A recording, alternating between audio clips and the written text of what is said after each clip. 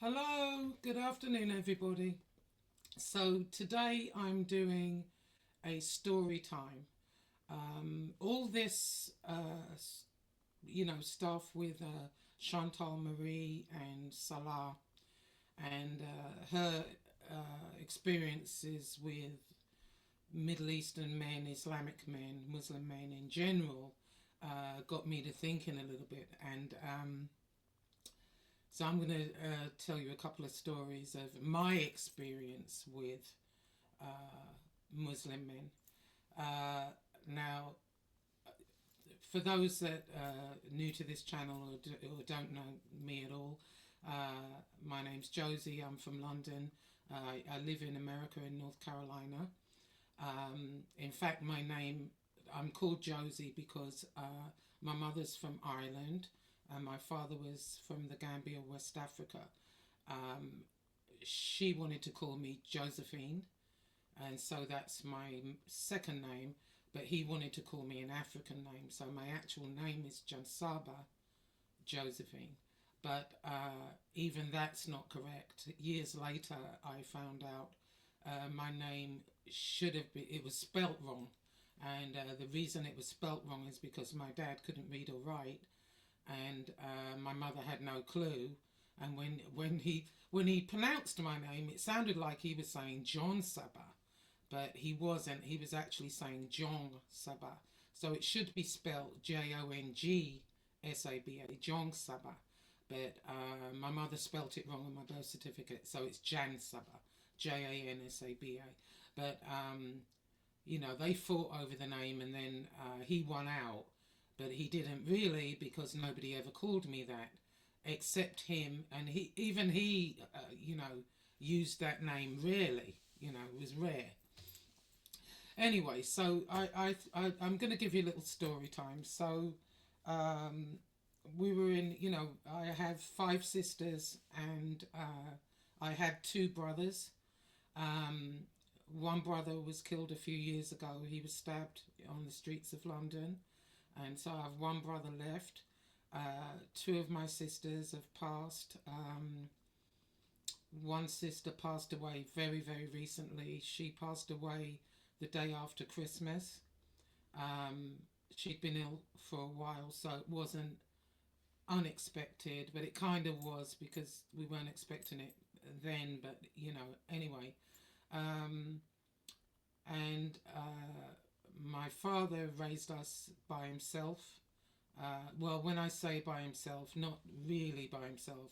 Um, we were in Liverpool, actually, my mother lived in Liverpool, and I still have a lot of family in Liverpool, but when they divorced, they were playing, what is it called?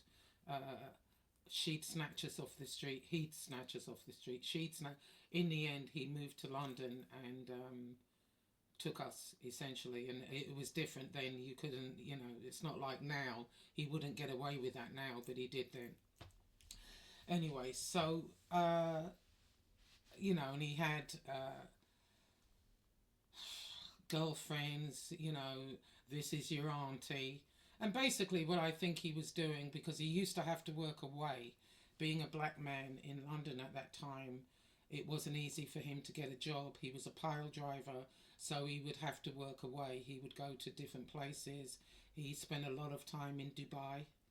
Um, and as we grew older, it wasn't as necessary. I can remember being 10. My sisters were older, so they took care of us while he was gone, and he would be gone for like weeks at a time. Anyway, he's from the Gambia, West Africa, which is predominantly a Muslim country. Now, what had happened was, and I always find this very strange, is that he allowed my mother to raise us as Roman Catholic, as opposed to him putting his foot down and saying, no, they're going to be Muslim. He didn't seem to be bothered by that. Now, he wasn't a practicing Muslim. Um, it was just two things that he did adhere to. and that was we weren't allowed to eat pork. We didn't have pork in the house. We did when he was gone, of course. I'd get the bacon and sausages out. If he knew we had cooked anything like that in his pans, he would have thrown them all out. No alcohol. He didn't drink, and that was it. You know, other than that, when my uncles used to come over, my uncle Kinte used to come over, my uncle Harry, and they were devout. It didn't matter what was going on. They would stop. They would pray 5 times a day. They would go off in the other room and pray. And he just never did that. You know, he just didn't. But you know, my impressions of I was scared of the religion at that time because I felt like they were very oppressive to women. You know, he expected us to be a certain way. For example, you know, my brothers were allowed to do whatever they wanted, but we weren't. We weren't really allowed out. We weren't allowed to have boyfriends. That was an absolute no-no. He would have lost his mind. Um, we were expected to clean and cook and basically be in the house. You know, he didn't require us to wear the jihad or abaya or anything like that, thank the Lord. But, you know, he still had that mentality. To him, women were a commodity.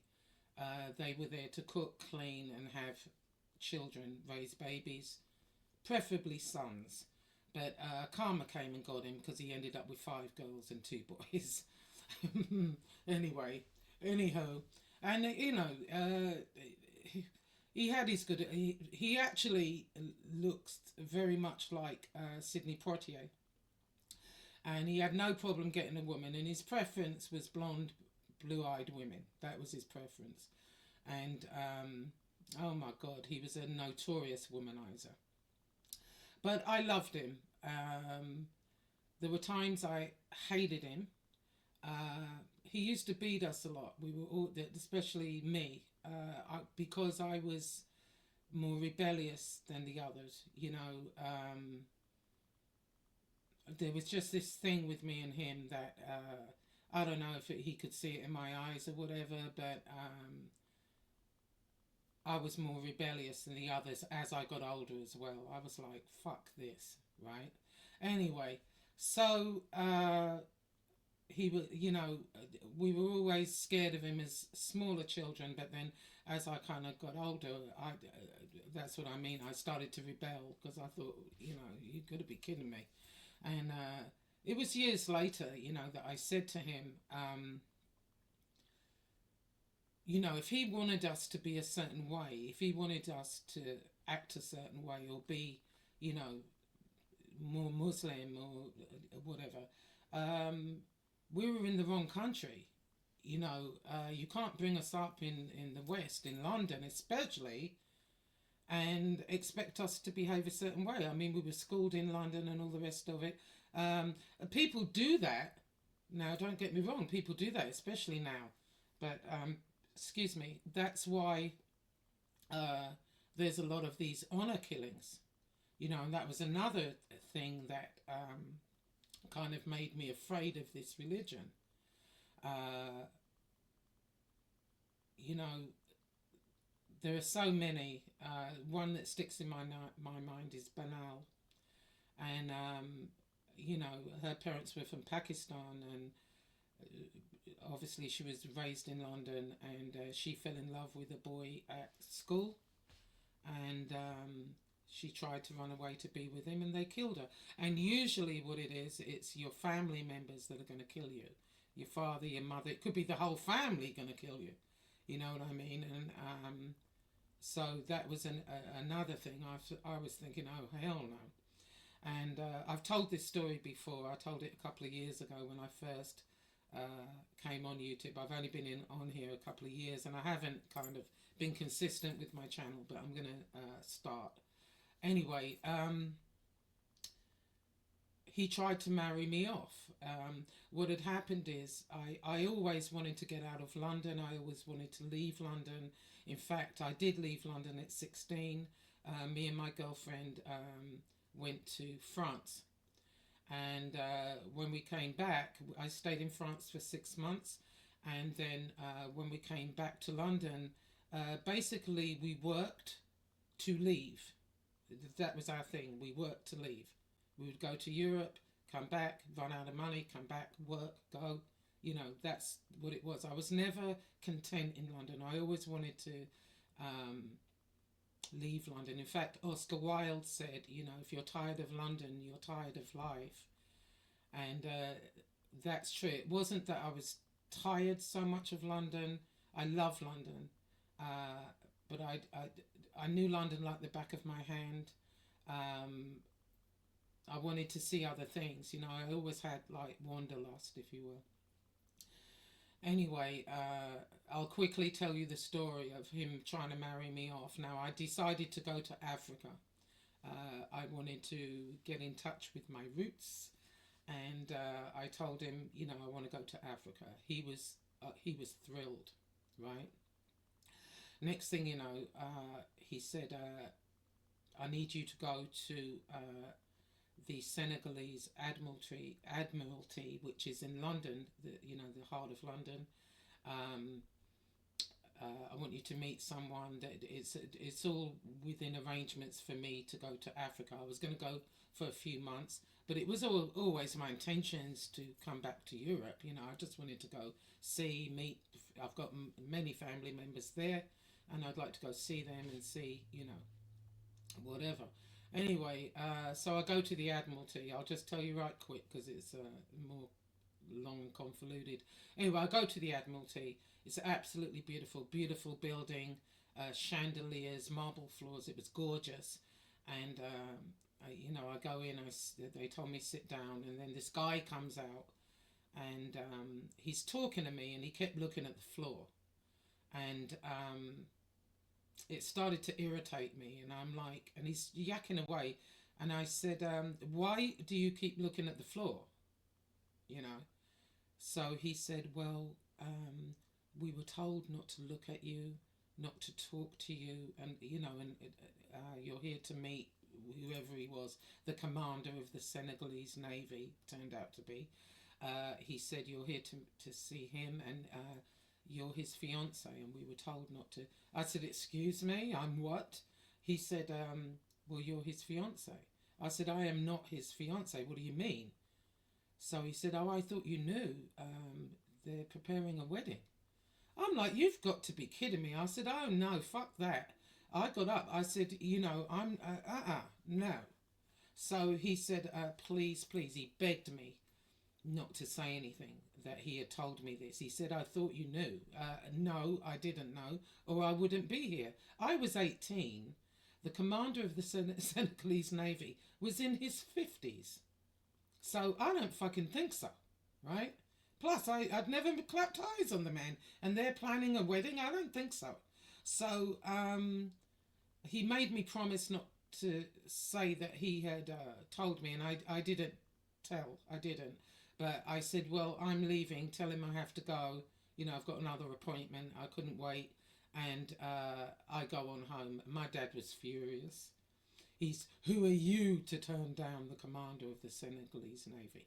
Listen, he should at least make me aware of it before I go there. What the hell are you doing? Are you serious?" Oh, he was pissed. But anyway, needless to say, I didn't end up going to Africa, which is a shame now. I'm going to end up going. I am going to go. But that kind of always put me off. And not only that, the fact that it happened to a girlfriend of mine. She had gone to Africa. She'd gone to a different part of Africa. She was from, I want to say, Ghana. And she had gone home on a visit. And when she got there, they took her passport and she wasn't allowed back.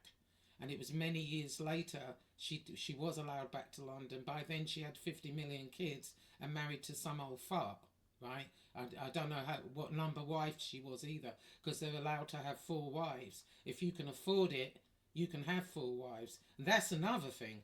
I don't know how many wives this guy already had, but he must be out off his rocker if he thinks, I'm going to be wife number 2, 3 or 4. I don't think so. Anyway, so that's that. So that was my kind of. That's why I always I was afraid of it, of the religion. I didn't like it. I didn't like the way women were treated. You know, no. Anyway, so my second um, interaction with a Muslim Islamic man was through my sister. Now, my younger sister. Now, what had happened is everybody already, well, on my other channel and people that know me, know my channel. My first husband was a criminal in London.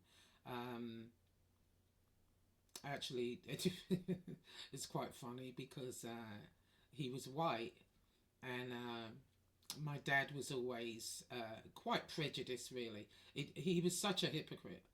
You know, he always used to say, "Don't you bring a white man back in here."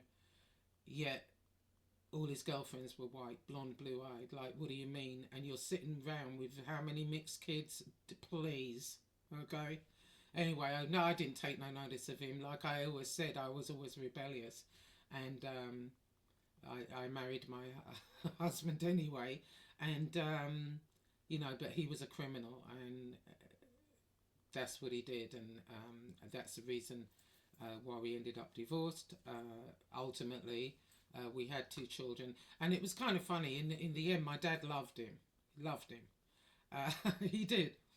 In fact, I think he felt sorry for him. I think he was more on his side than mine, actually.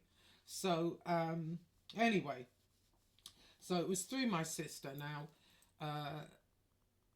she had this high school sweetheart, and he was a bit of a dipstick, to tell you the truth. I've told this story before as well. He came to our house one day, and he had this big score for my husband. And basically, what it was stealing antique clocks from the train station. There's a train that goes from London to Southend. Southend is the coast, the seaside. It's like New York to the Hamptons, let's say, but a train. And back in those days, the train stations were very old-fashioned. It was above ground train, not the underground. And at each stop, there were about 12 stops, could have been 13. And at each station, they had these great big massive antique clocks on the wall. And he wanted his big score, big brainstorm was to go along to each station and steal these clocks and flog them, because they were antiques. It was just ridiculous. It would have took 10 men to get the fucking clock off the wall. Not only that, you'd need a ladder. It weren't like, and I'm pretty sure they were on there pretty secure. Like no one's gonna. It was ridiculous, but this was what this guy was like, and she had a son with him, and then they broke up, and she met this guy, and I shall call him Iqbar. Now, Iqbar was from Morocco, and I'm not quite sure how she met him. I don't know if it was out at a club or somewhere, because they didn't have online dating back then. And oh, my back's itchy. I don't know what's going on. Anyway, she met him out somewhere anyway. So it was within a very, very short space of time, I want to say a couple of weeks, that, she introduced him to the family. Now, I don't know how to describe. Okay, first of all, first impressions, he was the whitest Moroccan I had ever seen in my life. And when I say white, I mean it was like he had no blood white. Like, not albino, but just very, very pale for a Moroccan. Usually they kind of got a tint to him, or you got dark ones, you got it's mixed. But he was the whitest Moroccan I'd ever seen. He had a head like a fucking light bulb, right? And we hated him on sight. Uh, my older sister especially hated him. She hated him. She said he's good. She used to call him Bombhead. She said, "Oh, she's coming over with fucking Bombhead." You know. Now we didn't like him at all, and the reason that we didn't like him is because within a very short space of time, he's wanting to get married. Now, when I asked my sister what does he do for a living, he was here in he was in London on a visa, and he was going to school to cooking school to become a chef. This is what he said, and I find that very interesting. You know, the parallels with these men that, Nader, Chantal's fella, they all are cooks. Isn't that weird? Anyway, so he reckons he's at school to be a cook, and he's on this visa, student visa, and I don't know if this is true or not, but my older sister was saying that his visa's getting ready to expire. You know, if he marries a British girl, then he's already in England. He'd have to go through the immigration process still, but he's already here. He's not going to be forced, out the country. Where if he's single and his visa runs out and he doesn't, if they're not going to renew it, and part of the reason why his visa was not going to be renewed is because he didn't keep up with the school, apparently. I don't know how, if that's 100, but that's what we were told at the time. Now, and he's wanting to get married, and we're like, nah. He's only wanting to marry to stay in the country. On the flip side of that, I've found Middle Eastern men, Muslim men, some of them get married without even seeing the person. They tend to get married very quickly, let me put it that way. Very quickly. So, was it unusual for Salah and Chantal to get married like that? No. Regardless of what people think the reasons were, everyone has their thoughts on that. But is that unusual? No, because this guy, it was within weeks. Okay, I want to say 6 weeks, but I spoke to her recently and I asked her. I said, "How long was it before you and Iqbal got married?" And she said it was about a year, but I don't recall it as being a year. I remember it being very quick because we were all against it. We were all against it. But slowly. Oh, let me back up a little bit. And prior to her meeting him, my older sister, the one that just passed away, her house was the hot spot. Every weekend, we'd all descend on her house with our kids, and we'd hang out with her most of the weekend, and all of us, we'd all get together. Any parties, any birthday parties, whatever. Her house was where everyone kind of went, and so she meets him. They get married. I didn't attend the wedding.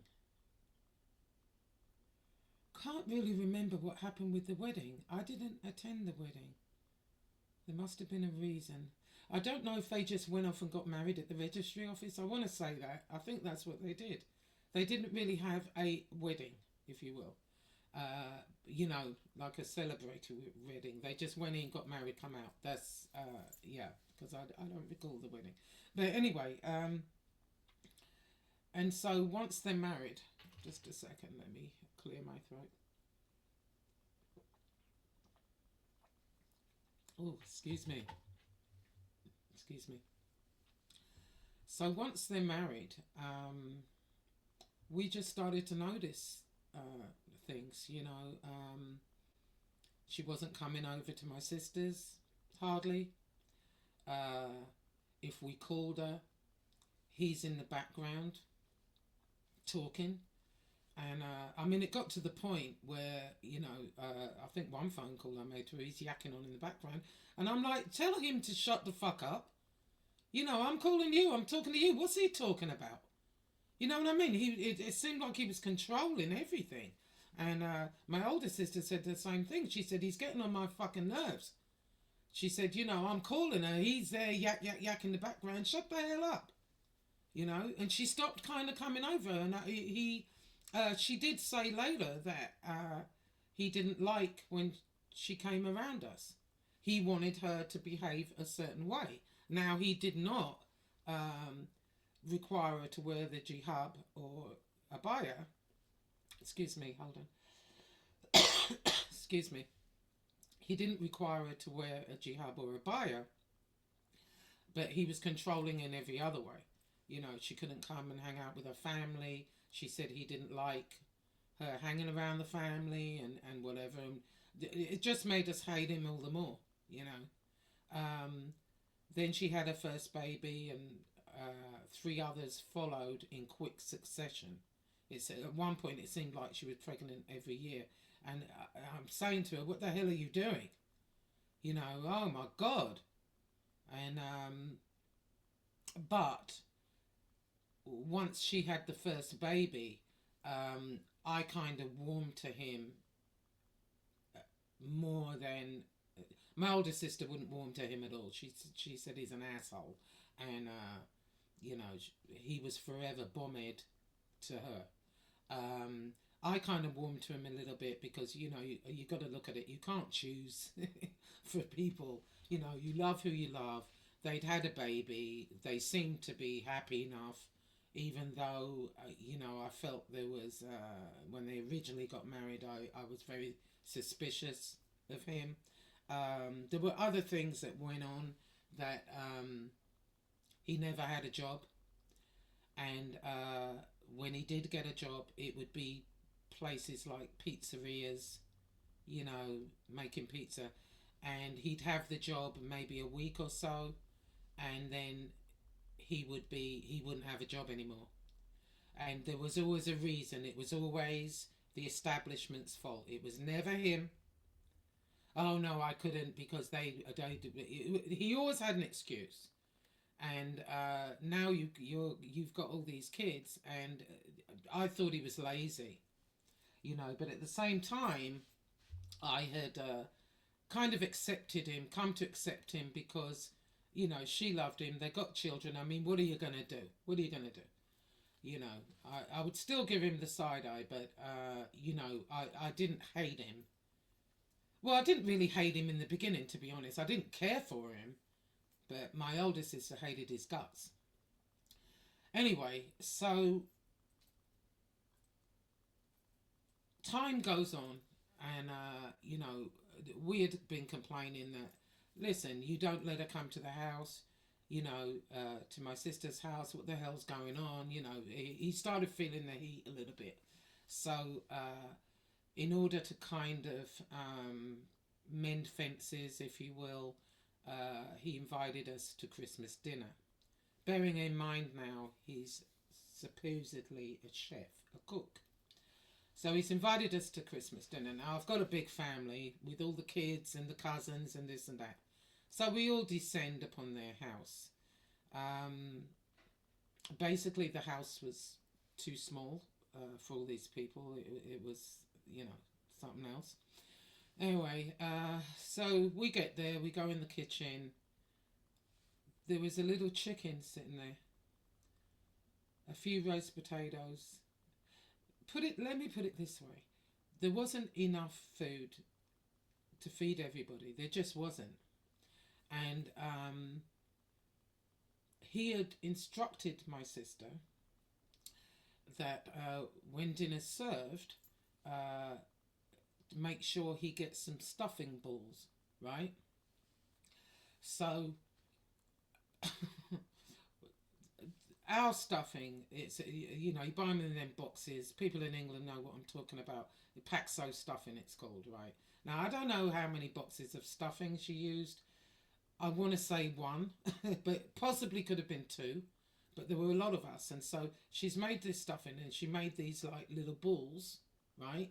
And you know, they went around this little sparrow that basically they'd cooked, and it went around you know, the chicken. And anyway, when it comes time to eat, you know, it was everybody help yourself, basically. So my sister had no filter whatsoever. And she goes in it. She's like, well, this isn't going to fucking feed everybody. What the fuck's going on? She had like a Liverpool accent. She had a different accent to me because she was raised in Liverpool and she came to London later. Um, but she had a real strong Liverpool accent. She's like, what the fuck's going on? You know, this wouldn't feed a sparrow. What the fuck? And so everyone got like a stuffing ball. I think I had one. And I think by the time, you know, anyway, the stuffing balls, everyone had their plates. And then all of a sudden, we hear this wailing from the kitchen. "Ah! Ah!" So we're all looking at her. I'm like, what the fuck's going on? So we get up, we go in the kitchen. There he is, Iqbal, in the kitchen, crying. I mean, literally crying. Because my sister had forgotten to put a couple of stuffing balls aside for him. I mean, we're looking at one another like, what? She doesn't love me. She doesn't care about me. She's supposed to fix my plate. I told her to leave me some stuffing balls, and they're gone. Stuffing ball. I tell you what, I wanted to kick him in the balls at that point. Fucking stuffing balls. Uh, oh, he carried on. He carried on. He carried on. Um, you know, here's the thing. First of all, he's supposed to be the chef. He hadn't planned. There wasn't enough food for all these people. So, you know, like, if I invite people to dinner and I'm having people over, I always cook more as opposed to less. I always make more. I always act like I'm cooking for the 5,000, even though I'm not, because I think there's nothing worse than not having enough food to go around, right? So that's on him, you know. And then to make a holy show of himself. "Ah, I didn't get any stuff." You'd have thought someone had died. And I'll tell you what, he didn't let up with that for weeks. Weeks after Christmas, he was still going on about the stuffing balls. I was like, I would have, man, I'd have waited till he was asleep and clonked him with something heavy. You know, let me tell you. Anyway, yeah, Christmas was ruined. He made a holy show of himself. He literally had cried over these balls. And my sister was so embarrassed. And my older sister, you know, she said, all right, we're going to get ready to, you know, we were getting ready to go. She said, I'm going to fucking McDonald's on the way. I'm fucking starving, you know, because there wasn't enough food to go around. I'm like, oh my God, oh my God. Anyway, they stayed together for a number of years. And, you know, like I said, even the stuffing ball incident, there were other things that went on, but that sticks out in my mind. The fact that how he was controlling, and finally she had enough of that and she left him. And, you know, he did some pretty grimy shit because of you know, I guess, I don't know if he wanted the divorce or didn't want the divorce. I think, probably not. He probably would have preferred to get another one. Who the hell knows? But I just no. So that kind of warped me as well, as far as is Muslim men. You know, Islam. Again, another controller. Another. You know, the woman's supposed to be here. Oh, he would talk about her dress. You know, he didn't require her to wear an abaya, but he. Certain clothes, you know, you're showing too much, la la la la. He didn't like her coming out with us every so often. Or you know, we'd all get together and go out, hit the club. He didn't like that. In fact, he didn't like fuck all, really. You know what I mean? I would have done him in. I'd have lasted. I wouldn't have even lasted a week with that fucker. I'm telling you, I'd have bashed his head in within a week.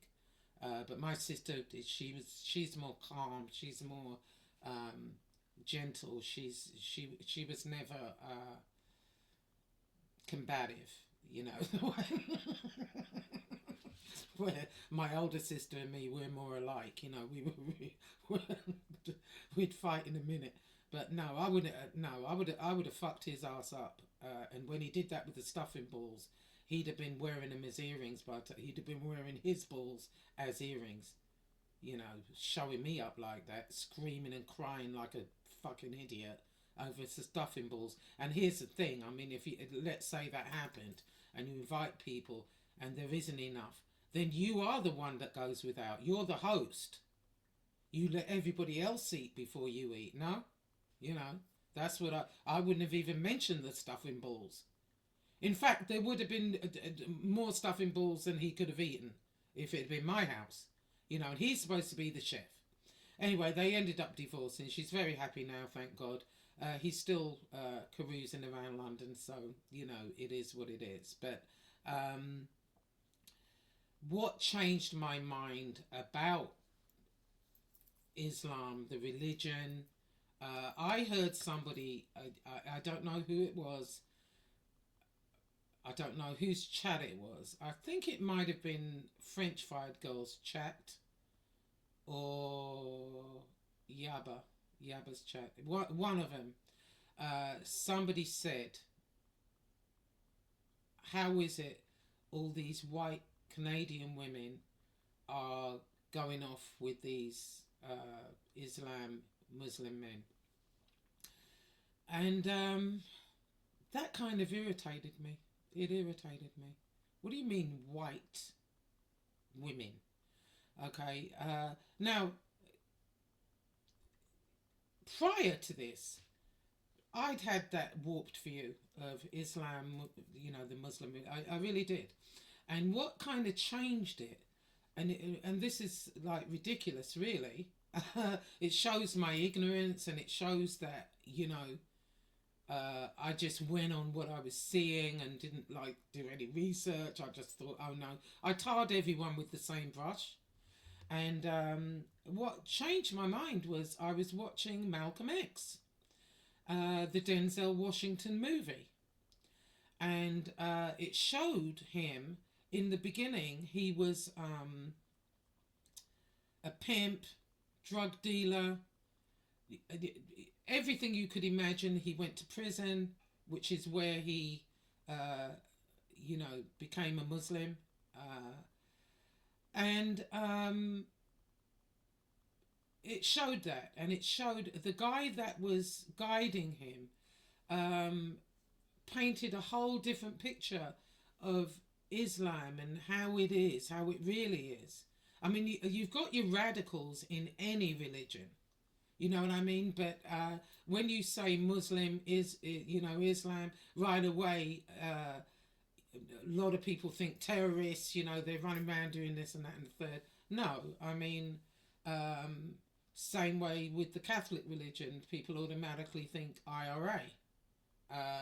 Protestants, the Ulster Defence, whatever it is, you know, I mean, every religion has its radical, you know, radical side, but that's what changed my mind. And at one point, he went to Mecca, and apparently, I mean, my uncle Kinte had talked to us about Islam, but we never really took it in. We were young then, you know, young kids, and you know, we never really took that in.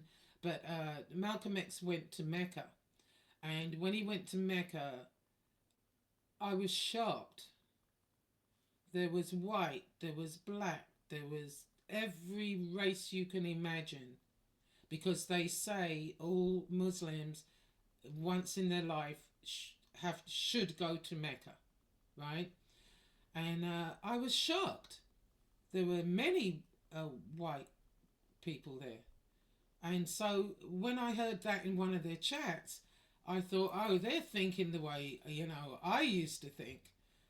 No, Islam welcomes all races, and yes, you've got your extremists, whatever, but that's not these honor killings. That's not what Islam is about. It's not really about putting down women. The women actually are honored. Um, it's very different to what I had seen. Let me put it that way. And after watching that movie, I was like, oh. And I watched some documentaries, with the real Malcolm X, and very intelligent guy actually. Because I always thought he was a terrorist. I did. Um, no, it's not what I thought. Let me put it that way. It's not what I thought. And you know, I guess the moral to this story is, don't paint everyone with the same brush. I mean, I was guilty of that. I thought that.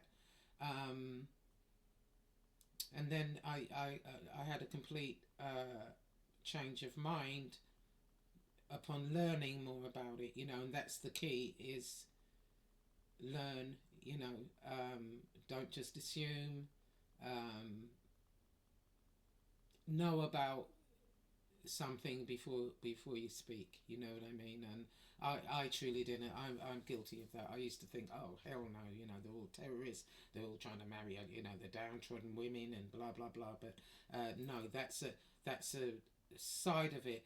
But what I was told is that certain certain people, they portray it the way they want to portray it. You know what I mean? Everybody receives information differently.